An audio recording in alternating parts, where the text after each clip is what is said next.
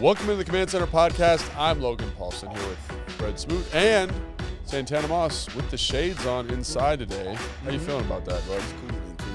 It's cooler than cool. You're always ice cold. And Fred, how you doing, man? I'm doing good, man. You know, feeling Did healthy again. your son have a game this week? Yes, he does. Now he's feeling on healthy injury again? reserve, just like his daddy right now. What happened? Everybody in the house hurt. Mine hurt from drinking cow's milk. Right? Like I still haven't learned. I'm a guy that never been allergic to anything. Yep. Like I've never had anything off limits, nothing I couldn't do. But I'm learning now I can't consume the milk drinking it wise. I can eat cake. If it's been in something, I can do it. But boy, I was looking like the dude off of Goonies like 3 days ago. Like Eyes swole. closed, rock and Oh, roll. really? Yeah, I did it all. It was bad.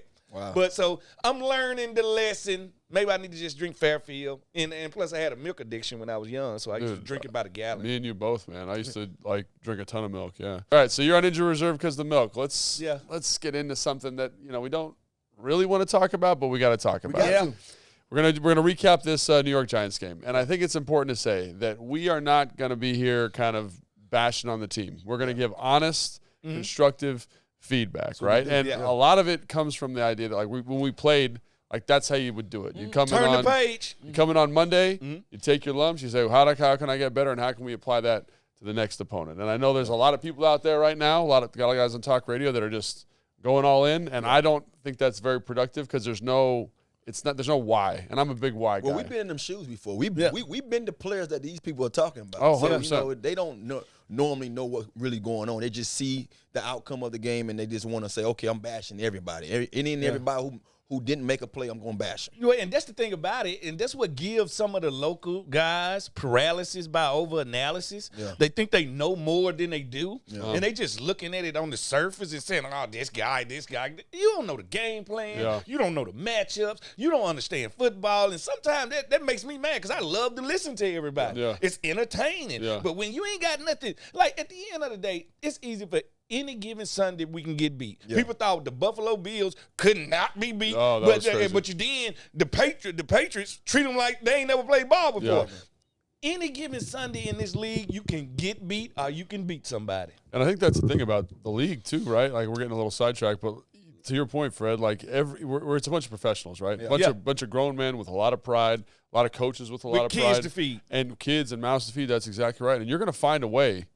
You're going to find a way to get better. Yeah. You have to get better. Because, we can't just tolerate, I've been on bad teams. We've all been on bad teams. You can't tolerate losing consistently. You're going to try and get better each and every week, even if the product on the field is not very good. I think one of the things, let me say this. I think one of the things that makes the area locally, when it comes to the media so mad and disappointed, because it's some of the things that we've been experiencing now, too.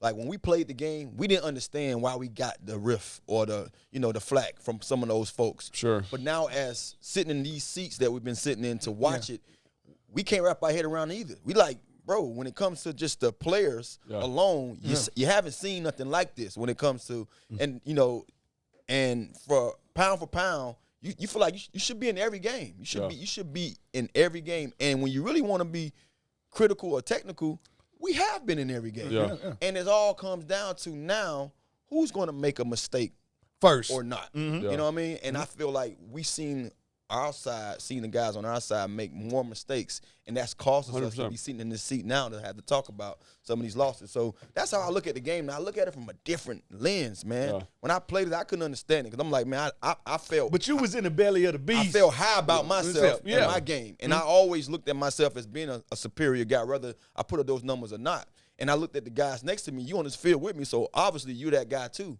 But I could never wrap my head around then why we was coming away the way we did as a whole. You know what I'm saying? But I see it differently now, and when I'm watching the games and I'm seeing some of these miscues, I understand why. So that's something that I think is really interesting because, you're in the moment and you think as a player, you're going to win the game. Yeah. You trust the game plan. There's been a couple times in my career where you're like, this isn't going to work, and that's on a Tuesday.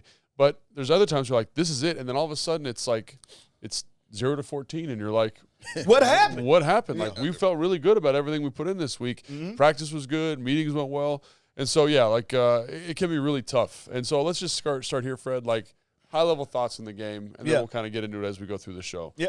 Well, we can also tell the people, me and you got in the old dirty mattress wrestling league in the meeting room, in the production room. We did, Hacksaw Jim Duggan versus Coco Beware in there, a battle of the minds. You was heavy on feeling like the offense let the team down. I was heavy on the defense. Yeah, and I don't think either one of those perspectives is entirely wrong, but I think there's layers to that. Yeah, it's levity to it. Yeah. What was it that you felt defensively? Why? Well, because I just feel like they are the group. And we said, who's going to anchor this team, hold us to the ground until this offense find themselves? Yeah. That's what we thought when the year started. We're talking about a group that's been in the defense for 4 years. Yeah. We're talking about the group that shows us week in and week out. Chase takes over game. Payne takes over game. Yeah. Allen takes over game. They have their spots, but never have they this year showed up as a group taking over the game. And if you ever going to do it, if you were going to say, we're going to dominate this one from the first quarter to the fourth quarter, hands down, it was going to be this week with a backup offensive lineman, 4 or 5 guys off the street, backup quarterback, which I was more fearful of Tyrod than I was Daniel Jones. You called that on this show last week. And that wide receiver group, I said, this is the week you dominate. Like, Sam is 8 games old. Yeah. I'm only going to put so much in his lap and say you're responsible for it. Yeah. Now, because he has played so well in spots and led the team most of the way, because if I had to pick and choose and say, who's been the reason we won this year? Has it been the offense more than the defense, or the defense more than the offense? I will give the offense a slight edge 100%. Right now. Yeah. So that's where I'm at. No, you supposed to be here. Yeah. They supposed to get better as the year go on and catch up with you. No. So that's what disappointed me, Tanner, when it came to that. No. I feel you too, and I don't want to cut you off, Logan, but the reason why I want to jump in, because I remember coming in yesterday, and I said what I said, not knowing that you and him had went to that spat, and I walked into a damn buzzsaw. Like Fred was looking at me ready to argue. I'm like, bro, I just sat down. I ain't here for this bull crap. You know what I'm saying? But I was saying, the point I was trying to make is, I felt that regardless of what went on Sunday, before Sunday happened, we was going to at least give up 14 points. I feel like our defense, even when they playing their best, 14 points should be given up. You know what I mean? Yeah. If anybody gonna score that many points, all year they've been scoring 30+ on our defense. But I feel like with this Giants offense, what I've saw with and without, Daniel Jones, 14 points should have been a given. You know what I mean? And I feel like they did. They spot them 14 in the first half and didn't give them nothing in the second half. So with that being said, that's why I felt high about their performance. Saying like, look, you played on the same team I played on. Yeah. Y'all used to tell us, man, hey, give us 4. Hey, bingo. And we got the rest. But, you see what I'm saying? But our mindset was whatever it took. Yeah. That's how we played. Yeah. All right, if we knew we were playing against a team and their defense was okay, they defense good, hey, fellas, the offense might not be able to told us today. It's up to us. Sure. Let's go out here. And then you got to realize, this is what I do know about defense. Most of special teams is made up of defensive players. So we got 2 chances to affect the game. All right, we got defense and special teams. Y'all got offense to affect the game. Yeah. I feel like the offense has chance to bear on the ending of the game. The defense does more than the offense, and I felt like we've been short. Yeah, and I think so. I don't agree. I don't disagree with that entirely. Like the sense that, like, in terms of season, what the expectation was, I totally agree with that. The defense was supposed to be way ahead. We have a young quarterback, new offensive coordinator, all those things. But in the context of the game on Sunday, I look at it and I say to myself, like, because I have to pull clips for the breakdown. I pull clips for Coach's show, and when you go through and when you're pulling clips out, like, sometimes it's hard, man. Yeah. Sometimes you're like, offensively, it was tough. I found like maybe 5 plays, and you're like, okay, these will work. But outside of that, on defense, I was in like the 50s of like numbers. And you go back and watch them, and it was really hard for me to select down to kind of say, oh, this one's better than this one. Like, I look at the defensive line, like Allen had 2 tackle for losses. Payne had 2 tackle for losses and a forced fumble, right? Chase had a whole bunch of pressures, right? Montez was excellent in the run game, right? John Ridgeway showed up in a big dramatic way. Like, that front, like, almost every single play, they had 68 defensive snaps, was good from them. Good. And then there was some moments of great, right? And so was it the dominance that we expected? I don't know. But then I look at it and I say, this team, this defensive line specifically, has a precedent of, like, when teams call a balanced game plan, they run the football a lot, play action, keepers, quick game, it really negates their effectiveness. It neutralizes them. And when you look around the league, like, that's true of really good defensive lines, right? And so So I guess what I was kind of calling attention to is like that was good. St-Juste was good. Fuller was good in the back end, right? Mm-hmm. There was some stuff with Jamin in terms of coverage, but on the whole, like he did some good stuff too. Like Jamin has had a hell of a year. Yeah, so that's what I'm saying. Like I think outside of maybe 4 explosive plays. See, there you go. But there go the 4. But so 60. I'm not going to say, but hypothetically, 64 plays. 64 plays were very good. Yep. So is that the blueprint to kind of keep our defense at bay? So that's what I'm saying. So like this is my point: is that when you can manage the game flow like the Giants did, and say we're going to never depart from our offense, we're never going to have to get outside of basically like a 55 split in terms of rush to pass. Take that, though. So what I'm going to tell you is I think the offense dictates that more because the second we get up, like imagine if the score was 14-0, and the Giants got to throw the ball, and all of a sudden we got to get eligibles out. We can't have Chip held, and now imagine that defensive line, and imagine Tyrod Taylor just getting 8 back there, and so that's what I'm saying. To me, the offense went 3 and out. They basically ran 1 for 15. They won 1 for 15 on third down in the first half. I think they had 5 3 and outs, 1 4 and out in the first half. So if I'm saying if we needed to dictate game flow offensively to let the defense be aggressive and let them eat. And so to Tanner's point, they scored 14 points. I'm like, ideally you want 0, right? In a perfect world you want 0. But like it's offensive football in 2023, and I've said this on the podcast before. So much of the rule base is geared toward the offense, but it's also the lowest year in 4 years of offensive touchdowns, passing the ball. Defenses are catching up. It is. They are catching up. Because I agree. Now they went from blitz, very blitz happy, to coverage happy. Like so now they're in this bend but don't break but make plays, force the quarterback to beat you. Now when I played with a young Patrick Ramsey at quarterback, our view on defense was different. We can't ever get behind 14-0. We're not built like that. Like we got a guy learning. They got a guy on their second contract. But I was going to say, we're not built like that either, but sometimes that stuff happens. And we've seen that more this year than we've seen any year. We've been playing from behind more games than we've been playing, ahead. And I said that's the defense, not the offense, because my offense is my youth. But think about it. A great offense is almost makes the defense that much better. No, a great offense is a great defense. So then what I would say is like they didn't score their first 7 until the second quarter. So by that point we had 4 3 and outs.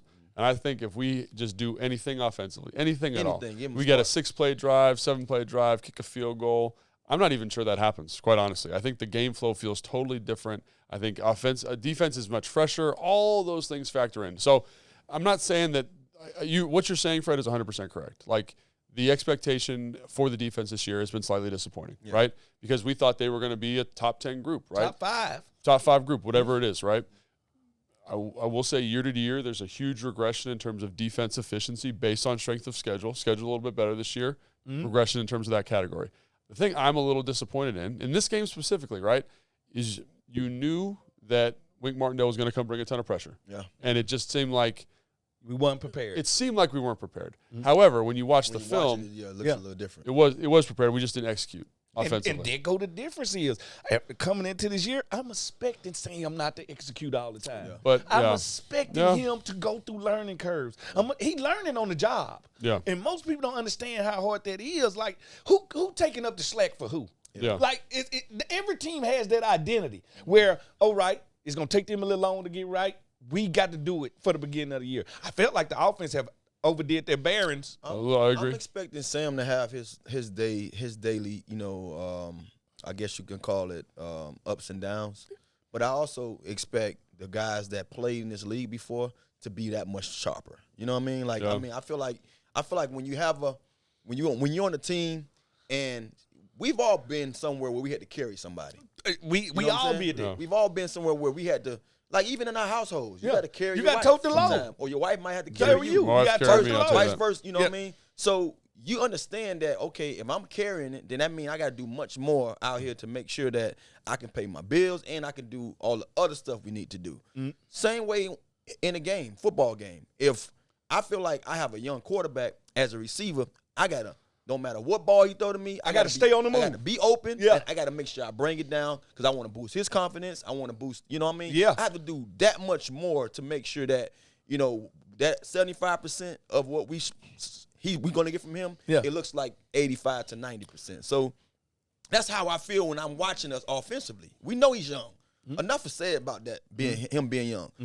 That ain't the question no more. What can I do more at my position individually to make us better? And I think that's the thing that gets me, is that it was in the game offensively, there was so many kind of physical and mental errors with regards to the game plan that just made it non-tenable. And even if you execute it 50% efficiency, you're not looking at it's totally different. It's totally different. And so, and I know what you mean, because you hold a standard there. I dig it. Yeah. But you said, and we can run from the young boy, because by week 12 he'll be a veteran, 2-year veteran in our eyes. But also our coordinator is a first-year coordinator. Like, and so, but like that's what, like, so let me just double click on this for a second. So like you look at the first drive, right? And I'm trying to remember the exact sequence, but essentially it's a run, a pass, and then pass or something? Yeah, no, but then like it was basically like 2nd and 7, 2nd and 8, and then it's a sack, and it's the left guard not picking up a protection, or it's Nick Gates losing a physical matchup against Lawrence, right? So then it's 3rd and 22. You complete the ball to Logan Thomas, you punt the football, whatever.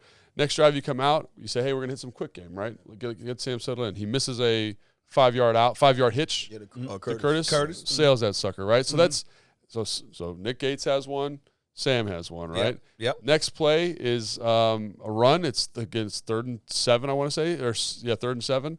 They run a little TT inside, so Dexter Lawrence stunts left. Sadiq goes down to chip. Leonard Williams loops around. That's another sack. So Gates has one. Sadiq has one. Sam has one, right? Next drive we come out. We complete the ball to Curtis Samuel on that little lightning route, the 10-yard comeback on the outside. We're at max protection. The back stays in, tight end stays in, no pressure, great job, right? Run the ball, we get in this position, and then we get empty. Empty backfield, right? And they check to a pressure look. So Leno doesn't squeeze the protection quite correctly, right? There's a little bit of bleeding inside. Bates runs an out route, maybe a little slow. Ball's a little high. So Leno, Bates, Sam have one, right? So that's 9 plays. And that's probably, that's at least six errors right there on 9 plays. Are they forced? It's a little bit of both. So that's what I'm saying. It's the defense kind of like, we're going to pick up on what y'all leaking on, and we're going to do it, because when I looked at their game, our offensive line was intact, meaning these are starters. Their offensive line was 5 guys physically off the couch. One guy that ain't played tackle since Flo Marta TV. So I was looking at that and been like, the forced errors going to be from our defensive line. Yeah, but I think when you look at what the Giants did, again, and I think this is again where there's like a departure in philosophy, is they're like, we're going to lean into running the football. We're going to lean into stuff that's a little bit more conservative. We're going to deleverage the offensive line big time, because they knew that was where they were weak, right? Tyrod made some plays off schedule. That's great, right? But I think that they just played a much more conservative game plan, and they trusted, they kind of do what you're talking about. They trusted their defense. Right? And eventually they just kind of wore it down. They played the field position game. They got the ball in that kind of 55-yard area. They won the field. And then it's a big chunk play, and then it's the defense won. They get them in 3rd and 15, and it's a great back shoulder ball to Waller on that touchdown. So I think in terms of that, is what I thought we were going to do. Right? And we just didn't really do it. And I think that's where the frustration is lean on the defense, but you got to be productive on offense. And I think if you're not playing contrametric, and you were talking about, we talked about expectations for the offense or for the defense, and I'm with that. Like, they should be better, but also like they haven't been better. Like to Tana's point. So if they're not better, like offensively, I need to call a game plan that helps them. That fits the fact that we ain't gonna be that explosive. That helps them and that helps us. And I felt like in this game, the criticism was that EB didn't call that game. But when you go back and look at it, there's 6-man pros, there's quick game, there's an attempt to run the football. Execution and calls are 2 different things. 100%. And it all boils down to just what you saw a couple of weeks ago. Do your job. And I feel like as a player, man, I've been him. I've been him plenty of times sitting there talking to the media, and they asking me, what's not being done. And it all boils down to me individually or the guys who are out there with me. So that's what I want these guys to understand, man. Like, enough is enough. When are you going to draw the line in the dirt and say, look, man, every man for themselves, and guess what? We gonna hold each other accountable for everything we do out there on the field. I think John Allen spoke it in French. Yeah, and he spoke it in French, and we've heard that. We heard a spat or two like that from John before. It probably hasn't went national like it's that showed his frustration there. Yeah, and I understand it because when you really look at it, and when you're watching the game, it's going too fast for you to see all this stuff. The process. Then you get home and you turn that tape on and take your emotion out of it. Like, man, you got a guy every other play not doing his job or having a mishap. Yep. And that's the hardest thing to do on the road. Yeah. It's hard to win in this league, period. And then the penalties, too, like you were talking about. Penalties, mishaps, miscues, and a division game. Yeah. And having a young quarterback. Man, you can't overcome all that stuff. Thank you know what I mean? One got to give. Yeah. So until we see one give, then we're going to be sitting here having these kind of discussions, and I'm hoping we don't. Well, until one of them stands up and say, I'm the real Slim Shady, we ain't going to know who leading the team. Because right now, we don't know if it's the offense lead. Right now, it's Tress Way. Right? Tress Way, 500 yards of punts. Him and the special team. Yeah, unbelievable. You know, other than the block field goal. That muff punt, though. The muff punt was huge. But what I'm saying is, until one side say, I'm the leader in 2023, let's fall in line.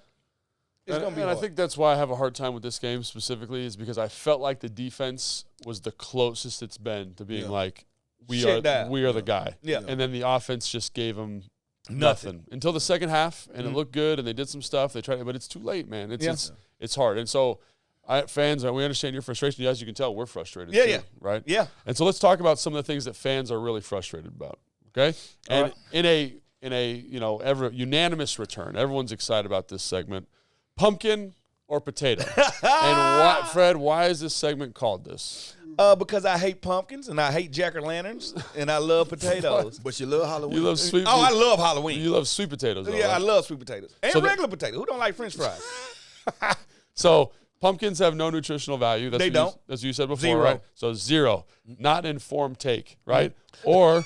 Right? Or pumpkin or sweet potatoes, which are nutrient dense and layered and delicious. Yes. You can put them in pies and all that stuff, right? Sweet potato cake. Sweet potato fries. So the first take that people have talked to me about, it's been in the comment section of our show. And if you please leave comments, it helps us out. It helps us kind of answer questions.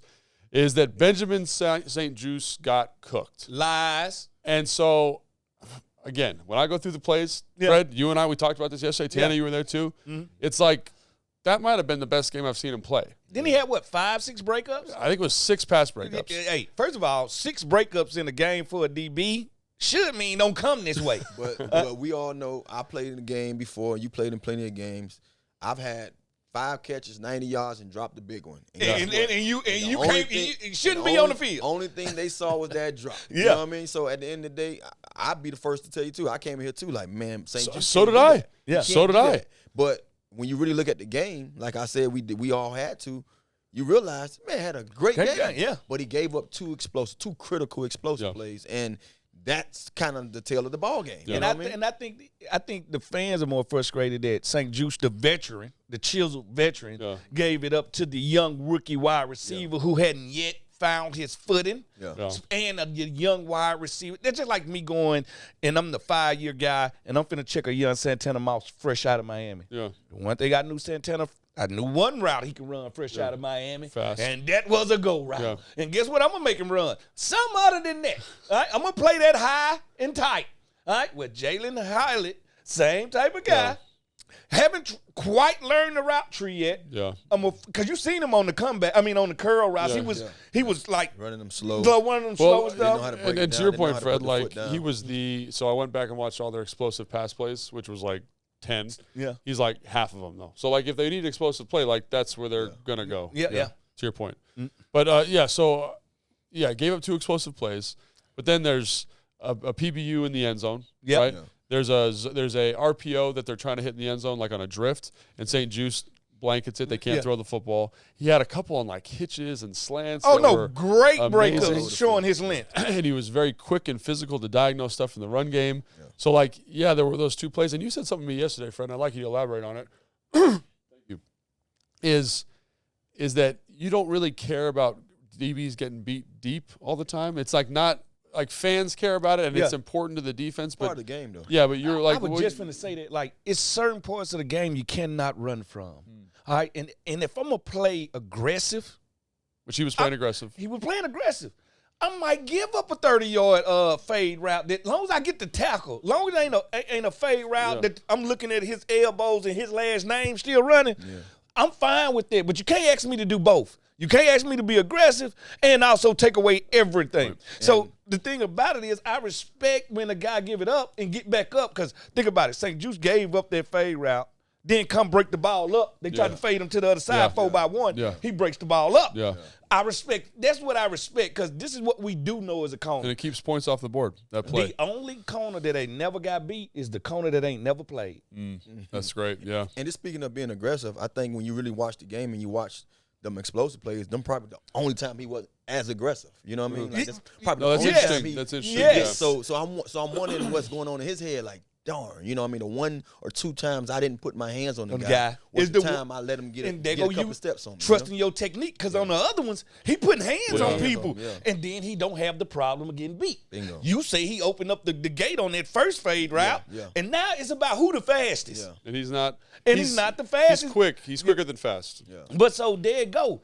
On the 2 plays you gave up, your technique was bad. On the 8 plays you made, your technique was tough. And they go to thin line at cornerback. Yeah. When you see I ain't doing right, that's when you attack me. And I think, to your point, Fred, like, there were times where he was pressing, he did great, but there's also times where he played off, and I actually thought he did some great stuff there too. But to Tana's point, it's like when to use those techniques and how to maximize that. Because there was one on the one that was we saw yesterday. It was a cover 3, it was single high safety, man coverage. Yep. He gets hands on, widens him to the sideline, and lets Cam Crow get over the top, and it was perfect, man. Yeah, perfect. So I just think, like, he had a really solid. There's a screen, like, where it's the receivers coming to block him, and it's like full extension. He made so many plays that we could keep going about. So as fans say, no, he wasn't fully cooked. Maybe he was lightly baked.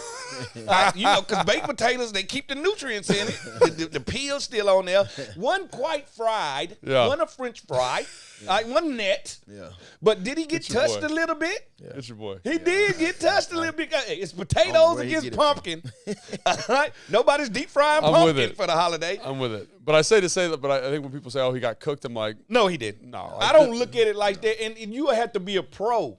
Not to look like that, because they going out the eye test. Yeah. He gave up a couple of plays that probably, I think, and I believe 1 or 2 of them they didn't even score. So, you know what I mean? So it wasn't that detrimental to the team. But so I think, like, this is, honestly, one of the best games I've seen him play, like, even including those plays. So I'm like, when people say he got cooked, I'm like, wow. Because I think he, on PFF, they had him at 82, which is pretty good. Which is really, really good. So, I don't say he got cooked is probably a little extensive, but if you guys don't agree with us, go watch the film. Let us know what you think. I think you'll see what we're talking about.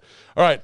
Wide receivers have get-right games against us. This one is interesting because it sometimes does feel this way. Yeah. And I'd like to, Tana, what do you want? You want to start this one, or you want Fred to start this one? Fred can start it, because I have something to say, that's going to probably go with what he's talking about. All right, let's see what we got. In a way. Kind of feels that way a little bit. He hadn't found his footing in the NFL. He does. But he's an explosive play guy. Very explosive, but hadn't yet found that wiggle room. Yeah. All right, Waller.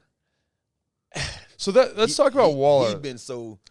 Like, people thought he didn't like football no more. Honestly, I think the thing with Waller because you said this, Tyrod and him just had a better connection. And I was afraid of it. Yeah. And Daniel Jones, I think the ball was coming everywhere to him, and he wasn't settled with Daniel. Yeah, because Daniel don't know how to, like, your safety valve is your tight end. Yeah. Daniel Jones don't like to be safe. He like 1 read, 2 read, and run. But sometimes, too, what folks got to realize, and I've been him. I've had a guy that had to catch passes from many different guys within a season. And you can just see when Tyrod throws the ball, it's like effortless. He's throwing it, boom. Yeah, I know where to go. Knowing how to put it on your soft. Yeah. It seems like everything Daniel does is coming at you like a train. Yeah. And it's all fast. It's not like it's off schedule. It's not letting you get to your spot. Yes. It's just putting it in the area and saying, hey, go get it. Grab it for me. You know what I mean? Like I'm watching him, and he just seems uneasy when Daniel throwing the ball to him. Well, like the one with Mayo, where he's like running that high crosser. Yeah. Like, first off, great protection plan, right? They leave both tight ends in. Or they leave tight end in the back. chip, but it's like a long chip. Like really guide him to like sometimes and let that zone stretch itself. Yeah, like sometimes like you've done chips before. It's like boom and you're out, or it's like you're just helping the tackle a little bit. This one was like 2 hands on. You're walking to the tackle. You got him? All right, I'm going to go run my route now. And so great protection plan. Because then on the inside, when you chip on both tackles, you can double team on the inside, right? So great job. Really good plan. But then on that one, because you have extra time, Mayo's running with him step for step. And the thing I love about this throw, it's exactly what you just said. Tyrod just easy, takes a little beat, and then puts it out, and he's covered when he throws it. Yeah. But he throws it to the grass. Yes. And Waller is faster than Mayo. Yep. That's not a That's not for debate. Yeah, and he just runs right under it. Easy catch, right? Another one, off schedule. He scrambles out of the pocket to his left after getting a pressure. So good job, D-line. Yeah. And then throws it to Waller, who's uncovering back the other way. So I feel like as much as we're mad about the production that Waller had, and Hyatt too for a certain extent, I think we got to give credit to Tyrod Taylor. Yeah. Like I was not in the camp with you. Yeah. I was like, I'd rather we disagreed on because I thought he wouldn't be ready to go. But then I went back and thought about it, and like he was a good starter in Buffalo. Yeah. Yes, a good starter, and I think we saw that version of him. Like the touchdown to Waller. Like you remember, we ran this concept. It's we can't say the name of the play because it's kind of profane, but it's like a option the mic go vertical. And it was a perfect throw, man. And he's like, okay, the guy over top a little bit. I ain't gonna be able to put it over there because the guy can run. So I'm gonna put it here where he can't get it. And that's why I thought it was gonna a be diamond of guys. He threw it, man. You had the middle linebacker, you had the safety, and I don't know if that was another safety or corner. It was a hook player. It was the hook player. It was the hook player.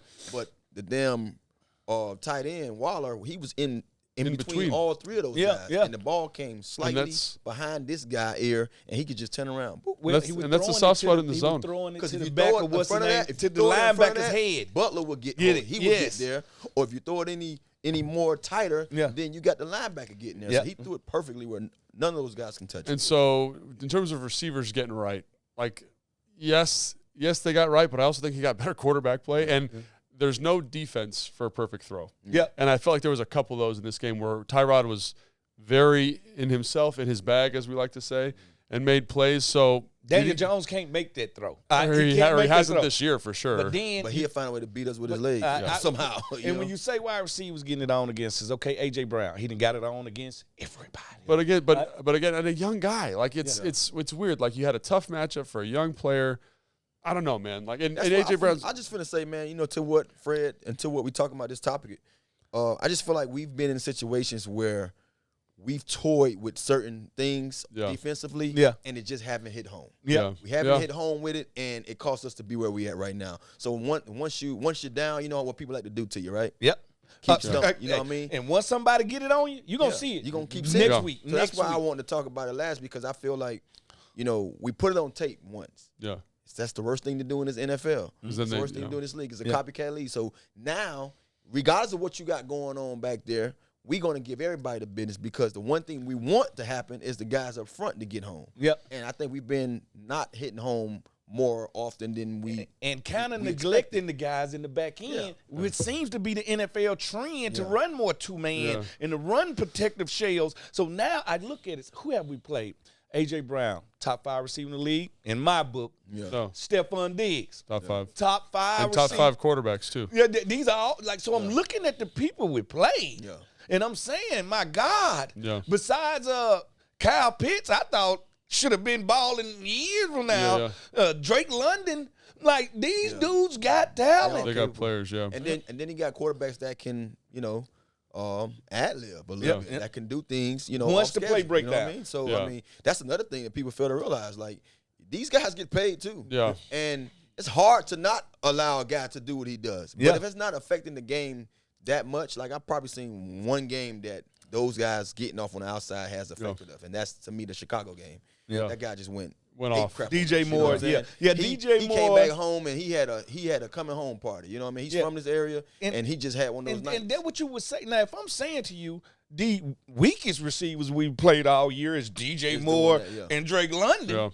That tells you your schedule. There's some good players in there for sure. All right, so that's then, and so I guess that's kind of a sweet potato take. I think that's on, but I think there's layers to it that we kind of talked about there. All right. I hear this one probably the most of anything is run the ball more. You got to run the ball more. And I'll start with this one. I think, yes, you should run the ball more, but it's not even that. Like, it's just about being efficient offensively. Yeah. Like we've said that before on the show. You got to be efficient offensively. And right now, our run game is not efficient. Yep. We're not efficient. And we are more efficient in the second half. We find explosive plays in the second half of games. We kind of throw our way into a good running game. Yeah. But I think, like, if for fans to say we got to run the ball more, we have to cultivate a more nuanced rushing approach, right?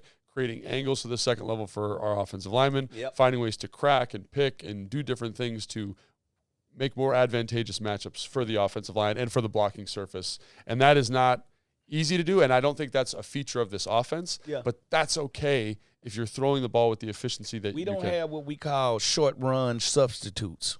When your running game is not clicking on all cylinders, you got short run substitutes, quick screen game. Is that what they call them on defense? Yeah. Oh, okay. We call quick screen game. Yeah. Well, short run. We do actually have those. That's been our run game. Yeah. I'm just saying. So you go to the quick screen game. You go to the draw.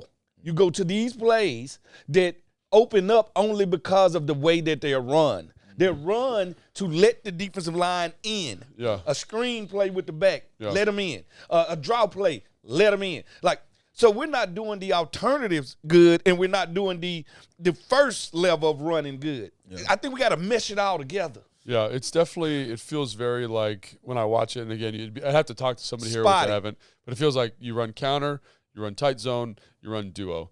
And that's hard to do. Like, that's what Philly does, and they have the best O-line in football, and that's hard for them to do. I think also, too, if you watch some of the games where we had success. And you run a little outside zone, but yeah, go ahead. Sorry. I think some of the games where we had success running the ball, it was about the rhythm of the game. It was about the flow of the game. 100%. So if we're moving the pocket, doing some of the things offensively with our passing game, that opens up those lanes for the run. Now they're not looking at down the distance saying, okay, I know it's going to be a run right now. Yeah. Because some of these games I watched, you know, AG have a couple of big holes. B-Rob have a couple of good runs.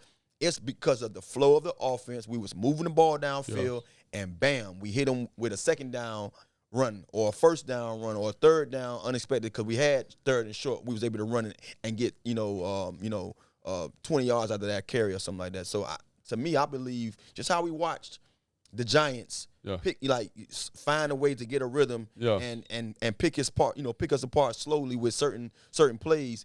We haven't had that enough to rely on the run, and when we see it, it's almost seemed like it's forced. Yeah, you know, because I'm seeing too many of us banging into each other when we do run, and we thought going into the season that's what our offensive line is going to be known for. They can get to they're better run protectors than they are, pass protector. You know what I mean? So they are better run blockers than they are pass protectors. Are they getting second level with the run blocking though? Because I'm seeing a lot of backs run into a lot of back. Yeah, that's the point though. I think is like when you see backs running into backs, it's because you've got these double teams, and this is like a little bit nerdy. So stick with me for 1 second. All right, Professor. So so let's say we got a center guard combination. We're double teaming a shade, so someone in between the center and guard, and we're double teaming to the offensive right. Mm-hmm.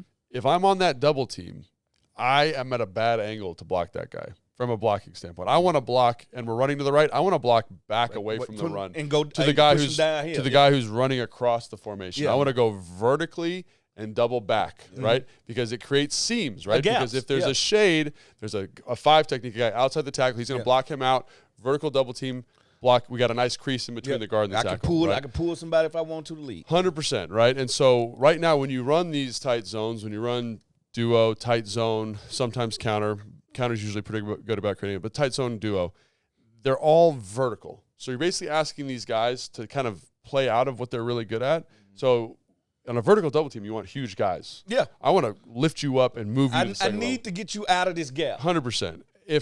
And so with this group, I want lateral runs. I want to use my quickness, use my athleticism, find ways to create good landing spots to the second level. And I feel like, to your point, when you see them running into backs, it's because that double team's going vertically, and it's hard to create vertical movement in the NFL with that. Not getting any leeway in there. So that's what I would say is like that scheme only works if you throw the ball a ton, get them in advantageous box structures, right? Get them on their heel. Yeah, and then once they're in those box structures, that's why like you look at the Bills game, for example. Yeah. B-Rob comes out, and we average like 7 yards a carry in the second half of that game because they're playing straight cover 2. I would say 2 high safeties. Straight cover 2. Great angles in the run game, good numbers in the run game. We can create good movement. That's what you want, right? But you got to, the way this offense, at least observationally, works is you got to throw your way into that stuff. It's not like Kyle Shanahan or Detroit where it's like we run the ball first. We are too open to pass. Yes, because those teams that run the ball like that, receivers block, fullbacks block, tight ends block. Everybody blocks. Everybody blocks. Yeah. If you're not blocking, you're not gonna play. Get gone. Yeah. So I asked this question, and trust me, I truly see that. I mean, just you basically demonstrating that you can see it, watching it. It's happening that way. Yeah. I've been a part of offenses that had new offenses, coordinators, and style of play, and one wasn't working. Yeah. So they say, you know what?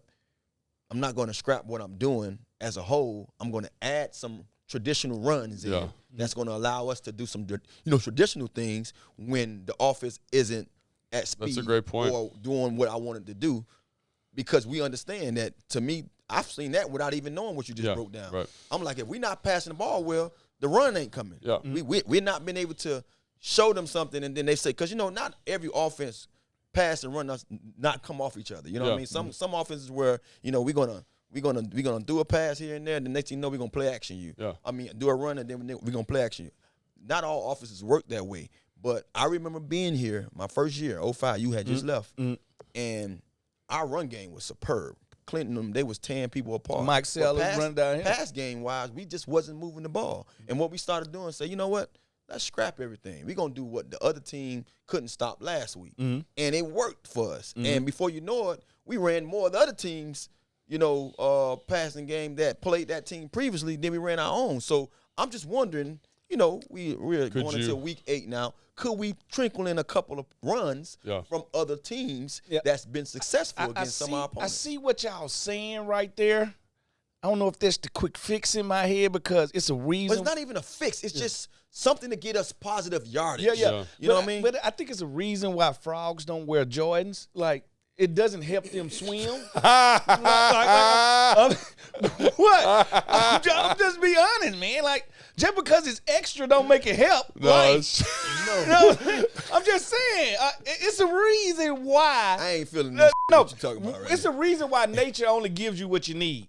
You're going to give me webbed feet, webbed fingers, for me to grab things and for me to swim. Yep. All right? But you could protect me by putting a pair of shoes on me, but it would also hinder me.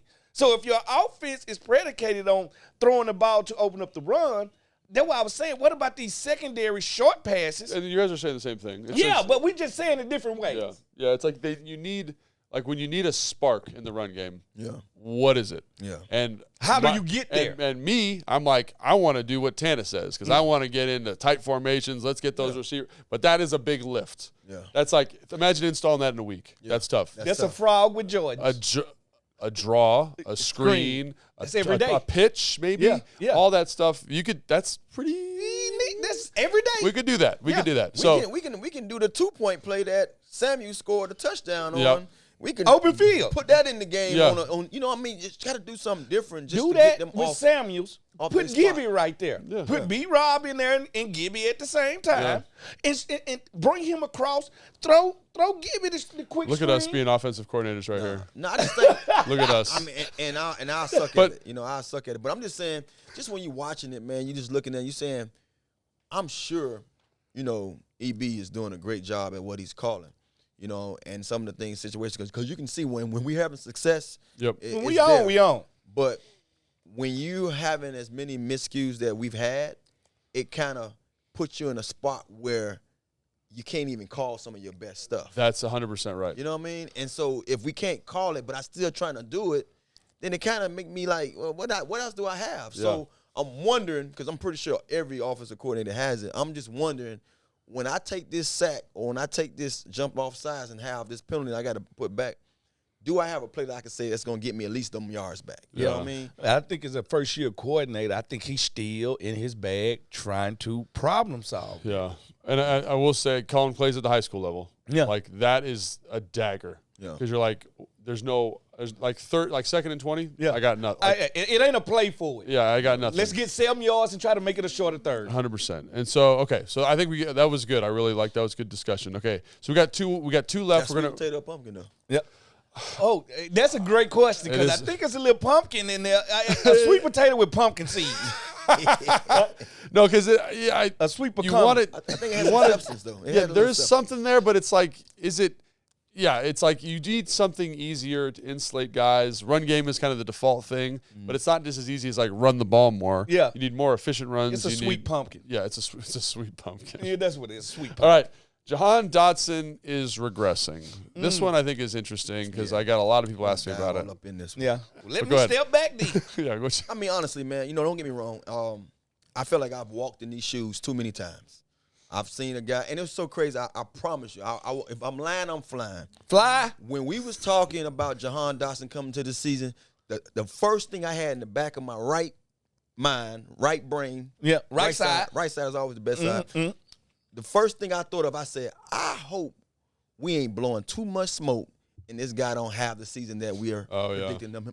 I swear, I promise you. I was the same. I'm sitting here saying to myself, you know how you feel something and don't say nothing about it? And I'm like that all the time. So I was saying this to myself, and then boom, the season's happened.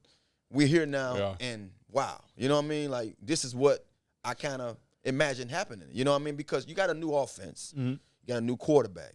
You got so many things going on. And as a receiver, you talked about this time and time again, we need so much to go right for y'all to succeed. And for the most part, things have gone well when he had opportunities. But you're still trying to get chemistry with this quarterback. You're still trying to get in where you fit in with this offensive scheme. Yeah. How to get to these routes, how to get to these spots on the field. Yeah, too many variables. In a timely fashion. And you're still trying to be yourself. Yeah. When you look at certain games, you can say that he's catching the ball well. Then there's games when you're saying, well, he's not putting up the same production. But if you look at it, it's not all his fault. It's never all the receiver fault. No, I can't say that because sometimes it's just a receiver. If you drop a ball, then that's on you. But if you not running the route fast enough and you not get to your spot, that's on you. But the reason why I want to jump on this is because when I'm watching him, I can see some of the games when he's not getting the ball, then it's just he's not getting his number called. Then the games he's getting called, he can't help as a receiver what catches. What routes he's getting the ball thrown to him at. Like last week, he caught a shallow cross. He caught a stick route. He caught an out route. Even the play that he missed in the fourth quarter, that was like a little out route. You know what I mean? Those particular passes not going to always give you the numbers that you're looking for or the production that people are hoping to see from him. It's a couple routes here and there that one of them got picked going across the middle. That route used to be called the what route for us? Like the high crosser? Yeah, high crosser, deep over, whatever you want to call. That play got picked. You throw it a little differently. That's a big game for him. He's probably going up the sideline. Potential touchdown. Similar to last year. I'm looking at certain plays that's not getting to him that he can get that production out of. Then some of the plays that's not even being thrown at him. So the reason why I want to chime in on it is because I've been in them shoes.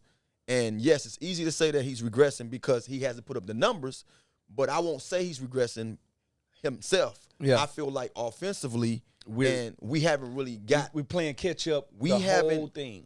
Not even that. We haven't got him evolved enough. I think we have too many guys to try to get things happening. One guy in himself, Terry, needs the ball. He's your guy. So it's easy to say Terry's not a guy that you can say, oh, he's going to run this route great. He's going to do that. Terry's just a guy. Throw the ball up. He's going to come down with it and make something happen. That's how I look at Terry. He can pretty much run every route. He's probably not the best at running them all. Yeah. We look at Jahan as he's a surgeon when it comes to how he can run routes. Yeah. But Terry's one of those guys that, man, he can run whatever routes you tell him to run, he's going to find a way to get open. And when you have a guy like that, to me, I feel like you have more room for error. You know what I'm saying? Like, 'cause you could throw the raw ball to Terry and he's going to make you right. Jahan, on the other hand, Logan said this today, and I had to really say I agree. I didn't say I agree when I was thinking about it back there, but I agree with it. It seems like at times, or you might have said this, it seems like Sam is trying to be perfect with Jahan. Yeah. He wants to throw a perfect ball instead of throwing the ball that just he throws throw to it Terry. up to me. Just give it to him. Both of the guys have hands. Both of the guys can make plays. So I wouldn't say he's regressing. I just feel like we have to find more ways to get him involved. And I think last week was the first time I saw them try to make an effort of getting him involved. I'm glad you talked about it. Not you. Because of this reason right here. In the NFL, DBs, we look at two receivers. We got troubleshooters. That mean they don't care what's going on around them. Who quarterback them? Matter of fact, they never have good quarterbacks. All right? Santana started, like, he would have to just figure it out. Yeah. Then you got honeymoon receivers. Like, honeymoon receivers is the guy that been with Peyton Manning his whole life. The Tyreek Hill that had Pat Mahomes, then go to tour. So it's some guys, honeymoon receivers, they always going to put up the numbers because they always got somebody good delivering the ball. Yeah. But your troubleshooters, they do it despite of. They do it despite of quarterbacks. They do it despite of offensive scheme. Terry McLaurin is a troubleshooter. Yeah. I'm talking about year after, who my quarterback, don't care, year after year after year, throw me the ball. I will come down to it. I'm not a diva. I'm not going to respond to everybody else. Troubleshooting receivers. Then you have receivers that need things to be a little bit right. Yeah. And if it ain't right, they are not right. Yeah. Like, I would love to see two people trade shoes. And we all came out in the draft class. Yeah. I would love to see Reggie Wayne trade shoes with Santana Moss. Me too, actually. Now show me your numbers. Yeah. Like, so it's one of those things where, as a receiver, damned if you do, damned if you don't. Right. And to both of you guys' points, like, I felt like this was like his best game, like running routes, getting open, finding space. His legs look under him. Remember in Atlanta, we kind of thought he looked a little heavy leg. This one, I felt like no. Obviously, he has the drop late, but I thought there was, you mentioned the interception. There was the other one kind of in the first half where it's thrown behind him. Like, those are both opportunities where I think he could have made some plays, and he just didn't get the opportunity to. But I think he's looking good, just about getting those opportunities worked out, figuring out. So this is one. We've talked about all these. Fans have given all of these. This is the one I get the most of. Yeah. So is Jahan regressing, pumpkin or sweet potato? I'd say that's a little bit of a pumpkin take. Yeah. All right. Are we out of it? Is it time to give up? Is it time to sell the team? Trade everybody and move on, get ready for next year? Calm down. We got more games in front of us than behind us. Yeah. It's simple as this. There go your math. Yeah. We not 0-7. And if we was 0-7, we still got 10 more to go. Right. So at the end of the day, it's never how you start. It's how you finish. And I understand it's a sour taste, not because of the loss, how we lost, the losses. At the end of the day, they're only going to get better. Would you rather play your best game your best football by the 7th week, or your best football going into the latter half of the year? Yeah. No, we far from out of it. I've been in tougher situations. I went to the postseason at least 2 or 3 times, probably, because I only went 3 years here in 10 years. But all those times we had to go and get 4 or 5 games in a row just to we went and got 7 and got it in 07. You know what I mean? So you got 7 in 07? So yeah, we did. So I've been in them years. 05, we went and got 5 at the end of the year. Yeah. I've been in another team where we went and got 4 at the end of the year. I've been in those teams where you just have to make your run. Claw. You know what I mean? But at the same time, saying that you're out of it, you're not out of it until you're out of it. You see what I'm saying? Like, you're not out of it until it's saying you're out of it. Yeah. And I feel like it's too much time for us to even have that talk. But I will say this also. You still have to have a sense of urgency as a player and 100%. As a team, as a staff, that we – because, see, my only problem with what we have going on right now, this is my biggest problem. You don't win the games you're supposed to win. Yeah. So it's easy for you to look at it and say you're out of it. Look at the schedule and say, I can't pick any wins. Because you look at all other games like, well, they ain't going to beat that team. They ain't going to beat that team. They ain't going to beat that team. But then the games when they show up. Yeah. So if you win these games you're supposed to, then you're sitting there big, fat, and happy, and you might lose those the games down the road because you won a game or two that you're supposed to that made you think that you did something. So this is one of those things about our team. John said it the other day on the Junk Show. Man, we always make it hard for ourselves. Yep. We've been a part of those teams. Yeah. We make it hard for ourselves. We made it hard Maybe for they don't like it easy, and if they don't like it easy, then, oh, well, I'm going to sit back and be ready to watch it because they're going to have to play sooner or later better than what they shown. Is only good in horseshoes and grenade throwing. That's it. I almost won't get you there. Like, they got to learn how to grenade throwing. Almost, you damn right. You ain't got to be on target with a grenade. Just throw it. You better throw it fast enough. No, I agree with both you guys. But, in 2012, we were 3-6. Not looking good. Won 7 in a row. Got there. Made the playoffs, right? Yeah. So you never know. And we beat some teams we shouldn't have beat. So you're not out of it. It's just about, to your point, Tana, can you find it? Yeah. Can you find the consistency? Can you find the right amalgamation of stuff and start making plays? All right. Excuse me. So now, time for the Command Center Podcast Fantasy Recap. And we have a very special guest. Back by popular demand, intern Caroline. Caroline, how are you? Hello, everyone. Back by popular demand, my 2 fan comments. So shout out to you too. Hey, 1, 2. That's more than you had a week ago. Don't worry about that. Yeah. So you're here to help us recap. So you won this week. I did. And you beat me. Yes. Which Jason just told me about. So congratulations. And she had Justin Jefferson, who ain't play a dime in her lineup. My team must be terrible. Yeah, so who was in your lineup, Caroline? Let's get a look-see. So I kept Justin Jefferson in because I saw I was playing you, and I thought this would be a good talking point for today. I don't even know who's on my team, honestly. You know what, Logan? That's similar to me. Like when I hear I lose, I'd be like, Jason just hating. Like it's to the point now I don't even count the points of my players. Isn't Jason your manager? Though? He's my manager that seems to never manage. Nah, but you had a squad though, man. I was scared of your squad when I watched because we was head to head this week, and I'm looking at your squad. I'm like, man, he got some guys. They never show up together. Yeah, you know, and that's the thing about fantasy. It's about you can have all the best players, right? Yeah. But if you don't pick them to play that particular day. Week, that opportunity. I had you do Andrews over there with the Ravens, and I took him out the lineup because he hadn't been doing anything. Yeah, he balled out. Now he balled out. 20-something points. So Caroline, who you got? Okay, so just looking at it, the only position you beat me at was at quarterback. You had Lamar Jackson, who obviously had a day. Baller. I had Josh Allen, so went too far. 25 points still. Oh, even with didn't he have 2 interceptions though? Or was that last week? I'm going to say that never stops a quarterback from racking up points. Who they played? They played New England this weekend, right? Yeah, they did. Didn't he have 2 picks? Yeah. Okay. Gosh, Jason. Jason, terrible, man. Yeah, Jason. You guys know this? Isn't this your job? No, we watched the Washington Commanders, all right? Okay, so who else you got? Okay, so you also had a lot of people on your bench, which I did not. I killed you. It was 71 to 120. Is that bad? Yeah, it's bad. She almost doubled you. Devontae Adams still just like less than 10. Is he on my team or your team? My team. Okay. I don't know anybody on my team. So two of her receivers, Devontae Adams and Justin Jefferson. You wonder why she winning. Yeah. Oh, I had Terry too. He got me 12. And both of them guys ain't do nothing though. Yeah. Both of her best receivers didn't even have a good game. You had one of them didn't play. Austin Eckler. He literally had only 5 points. I was gonna say 0. I had Saquon. He had 17. Ooh. That's great. Calvin Ridley only had 1 point for you, so I don't really know. Yeah, I gotta look at. I gotta look at my roster a little bit here, boys. Yeah, I don't even know who's on my team. I need you to step up and pay attention to this. Yeah. All right.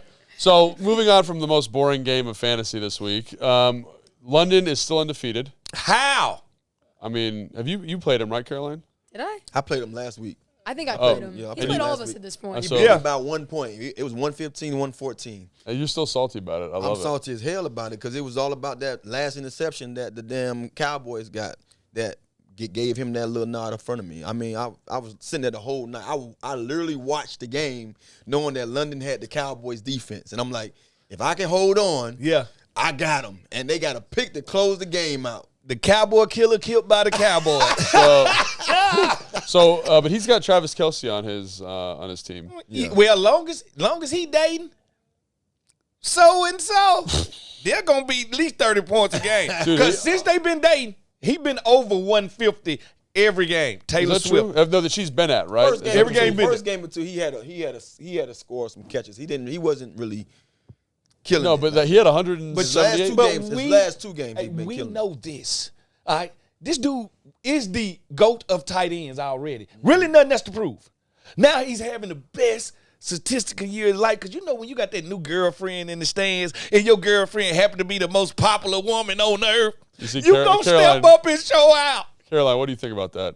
About Taylor Swift? No, about Fred's analysis here. I mean, yeah. I saw you laughing over there. He seems happy. Could be making him play better. I like your. Every dude wants to show out for their girl. Like, think about it. I feel like when I was at my happiest, I played my worst. Yeah. I need like someone stabbing me in the back. But you know, players need that other drive. Like, what's driving you today? Every girl don't work for you though, because I was that guy when I was young in high school. I told myself I ain't want a girlfriend around football season just because I didn't want to bring her juju in with me. You know what I'm saying? You right about that. So you had to find that girlfriend that you felt like made you get up and play. Because when I got married, my game suffered. That's probably for different reasons. I'm just telling you, it suffered. Fred, you just say things sometimes. Just to fact check you real quick. Yeah. since he's been dating Taylor told you. Swift. I just told No, you. no, no, no. 69 yards, 60 yards. The game she at. She been going to. the game She she's is been going. going. No, she hasn't went She to all went of to them. every No, last one since no. they put themselves on spot. I promise you just lied into the mic. No, So I she ain't was lying, at the just New tell you York what I know. Jets. She was at the New York Jets. 67 yards. That's pretty good. And Yep. a touchdown, right? Yep. Oh, excuse me. Sorry, that was 60 yards. 60 And a yards. touchdown. No touchdown. Oh, bummer.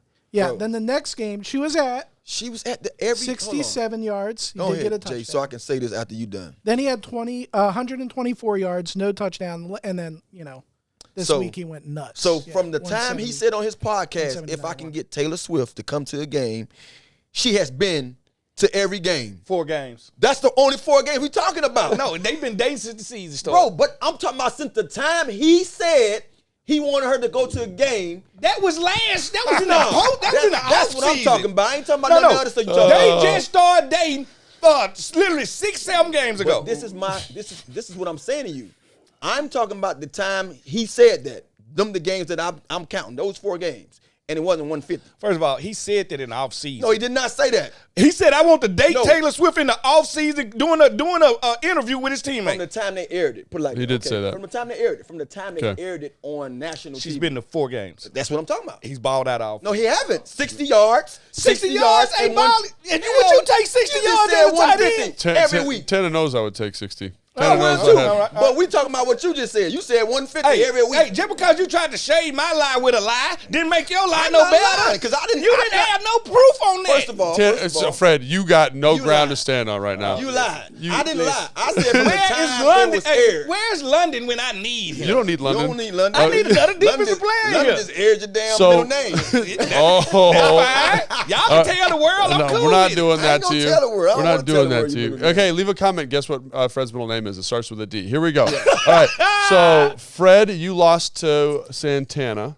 By 1. You had Tua, and you had Najee Harris. Is Najee Harris playing good football? No, right now? the back behind him, number 30, is toting the bread right now. I had Warren. Najee Harris. I know. No, what's the name toting the bread? The back behind Is him. he? I gotta look that up. But Yeah. yeah. So Tanner, you're doing good. London's doing good. Me Caroline and you are doing terrible. doing right? good. Jason, how are you doing? Are you in this thing or what? Yeah. No. So we So doing terrible. you're Fred's GM. Yeah. That's tough. That's a tough look. Yeah. All right. You can't be good at everything. All right. So that's our fantasy recap. A little all over the place today, but it was fun. Yep. And then now, from what I understand, our producer just told me that intern Caroline has a game for us today. She's going to guess all of Fred's isms from today's show. How many did I say? I was trying to think back. I feel like it wasn't as many as normal, but like a Fredism was like, I don't know, like a pair of lips will tell a lie or listen or whatever you say, like one of those. And I'm sure one of those are in there, but I'm curious to see. So Caroline, just for the record, just to talk through the game, I did say a fraud. Jason's going to give us that's a new one though. Before we begin, how many do you think she's going to get right? What should we set the over under at? I don't even know what he said today though. Like We can set the over under. You start everything at 5, 6, or 7. That's what you do. That's a lot. That's Well, all. I I bet you get. I think 3.5. I bet you right? get 3 right. Yeah, 3.5. So you'll take the about under. three. I'll take the under. All right, 3.5. All right, here you go. And not because I don't think you don't know the Fredisms. It's because I don't think he said that many today. But here we go. Okay, well, some of them aren't necessarily isms. I think he's gonna bring up something. Okay. All right. Here we go. You know what I'm saying? So Th- if you we're- were to bring up we'll bubbles, count it. I didn't write that down, but that would be an example. Bring up bubbles. Bubbles Jackson. Yeah. Oh, the monkey. Either bring up I like had no idea. pumpkin. Okay, so that was actually my first one, that you were gonna say something about pumpkin or sweet potato. So it's Did he funny. say It's something? what's funny. that Let me was- just we say had a this real segment for quick. that. Let me just say this. We did our pumpkin segment today, and I was waiting for him to say something. I was like, "Is he gonna say it?" And I was like, "Fred, what is a pumpkin?" He's like, "Oh, it's okay." And he was intentionally He's staring away from He it. was I intentionally was not finna let you throw that alley hoop, and I was not finna dunk the ball for you. You were Is being it right, lazy. Tana? Yeah. He kind of like sidetracked it a Yeah, little I bit. stayed away from it. I did. And just to apologize to you, Caroline, in our production meeting, I warned did him. tell Fred that this may be coming. And so I feel like he, to be the winner, intentionally avoided something. I know. So, So it's not fair. It's not fair to you because he in the meeting he's like, I'll play the game, and then I was like, Fred, what's a pumpkin? He was like, I don't know. I've never seen a pumpkin before in my life. that he said that because I was going to say like, well, we actually warmed him, so that's why I didn't hear that many. That's just crazy because I think for the past 2 months you've been bringing up how sweet potato pie is better than pumpkin. But see, we had a segment today, pumpkin or sweet potato, and it wasn't saying, do you want one of these? It was saying, how do we view these situations? But he did say to his credit and to your credit, he did say pumpkin has no. But I basically was like, Fred, does pumpkin have nutrients? He was like, no. Not any of them. But it wasn't his. I'm going to give it to her mean, because I think Fred was kind of trying to Did you skirt say it. something about the hippopotamus eating it?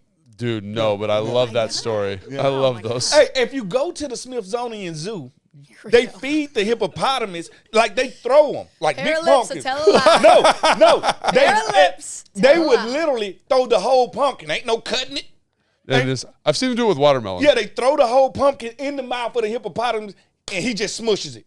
One bite. Okay, so that's one. Watermelon. I saw the same. Y'all was watching Gallagher. That's where y'all got that from. All right, so 1 point. Damn, boy. Well, yeah, let's get. And so for those of you who don't know Fred and talk to Fred as much as we do, that is a story, that pumpkin story with the hippopotamus that comes up during this time of year. Once a week, twice a week, maybe? Twice a week. Yeah. Okay, so here we go. Because nobody ever thought about what a hippopotamus eats. And you need to know that hippopotamus kills more people than almost any animal, than a lion or a tiger. It's the deadliest animal in Africa. Yes, it and is. it's not almost. I tried to run from a hippopotamus, got ran over. That's a lie. Lord have mercy. All right, Caroline, Okay, next one. Jeez, that was one. All right. Did he say anything about dogs, specifically referring to the Mississippi State Bulldogs. Yes. Oh, Did he? no. No, I did not talk about dogs today. No. Not even Forbes a lot today. I know. And that Forbes right. even came up. You were intentionally not bringing that. No, maybe not. All right, I know you did this because you did it twice when I walked in. What? You said at the end of the day. At the end of the day, Yeah, that's kind of like my thing right there. Yes. At the end of the And day. you definitely said listen. You definitely said listen. I said listen because talkers like to be listened to. You hear me? So you got those two on the head. You hear what I said? We were talking. I say like Fred say. And then they say like a damn old ass wino on the corner. Hey, You heard what I said, Hey, boy. let me get 50 cents on my neighbor's all drink. Got it? all right, that was a good one. Okay, so 2, right? No, 3. 3. What? How did she get? Listen. Oh, okay, yeah, all right. I Did thought he call Logan James? he did not today. No, because I was afraid he was gonna let my middle name loose. Because we have mutually assured destruction right now. Yeah. If he starts doing that too much, I'm gonna have to throw that out I there. won't say his name because I know he got a bigger bug in there. And you can't light a match and you can't put the fire out.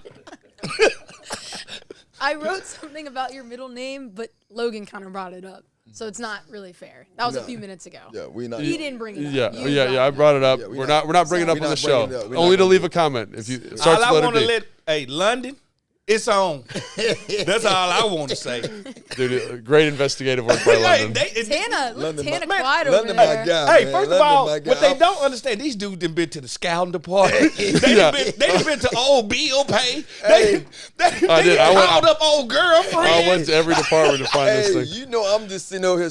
I'm laughing because see I'm the guy he ain't got to worry about. I ain't trying to throw you under the bus. You know what I'm saying? I ain't gonna put you out to All right, the dry. so how many So our she got? listeners know what we're talking about. We're talking about Fred's middle name. Yeah. Yeah. We know it starts with a D. He won't tell It's us not what it is. Dwayne. Yeah, because I changed it for and- Wikipedia purposes. Right. And made a joke Something and that said it was only Fred Dwayne. would do. Yeah. Fred put up a fake name in the Wikipedia for It was everybody smart. to just. It's I mean, smart. It is smart. And London did some investigative Yeah. work and found it. We- out. I mean, But we we're all- keeping it under wraps. It was Yeah. for for you identity right now, theft. yeah. Yeah. That's why I did And it. so we're respecting your identity. but- So we want fans to comment of what this name might be. Yeah. So bad you're trying to hide it. First of all, I give you Starts this. with a D. It start with a D. It end with an E. I can't. That's true. what it is. It's true. But will they figure it out? No. Tune in next time. Here we go. All right, Caroline, what's the next one? Okay. Will bring up the brotherly shove, and then in parentheses, Oh, I that's for- said, but will refer it to as the tush push or something more inappropriate that we will have to cut out. So he didn't do it today. We didn't do it. He did because yesterday. we haven't done our told preview. him? We haven't done our preview part. Oh, okay. Yeah. So that'll be for sure. That'll come up in the next part. Next, Have you most talked- definitely come up. Have you talked about Philly at all? No. No, because we only talked about the Giants. But if we talked about Philly, you'd say It's a Rocky's wrap. fake. I was more because I hate the play and I respect it. You know how you respect something? Like, I hate it because nobody can stop it. I respect it because they are legitimately the only people who's master it. Yeah. So, and I don't call it the tush push. I don't call it the brotherly shove. Tune in next week to tell what I really call it. Okay, so since you guys haven't previewed the Eagles, you definitely, I think you'd say that Rocky's fake and that they have a I hate Rocky. Oh, most definitely hate Rocky. I'm more of a Drago guy anyway.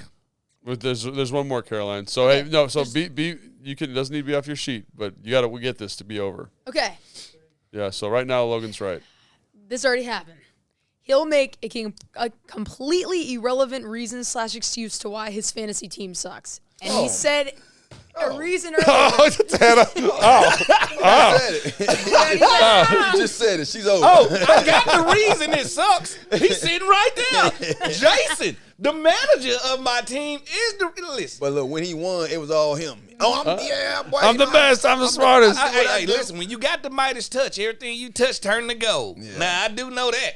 Smooth as that. Smooth as that. Well, I think that does it. So she's over, right? She's over. We got 4 of them correct. 4 of them. And that should give you an idea of how consistent Fred is in the way he speaks and what he talks about. Consistently tell lies. Yes. All right. So make sure you guys, Caroline, thank you so much for joining us. thank you guys It's for always a having pleasure. me. Maybe we can get your comments up to 3. If you like Caroline on the show, leave a comment. Let's see if we can get her going there. All right. Well, since Halloween coming up, all the tall tales we hear about in history and stuff, they have truth to them. That is true.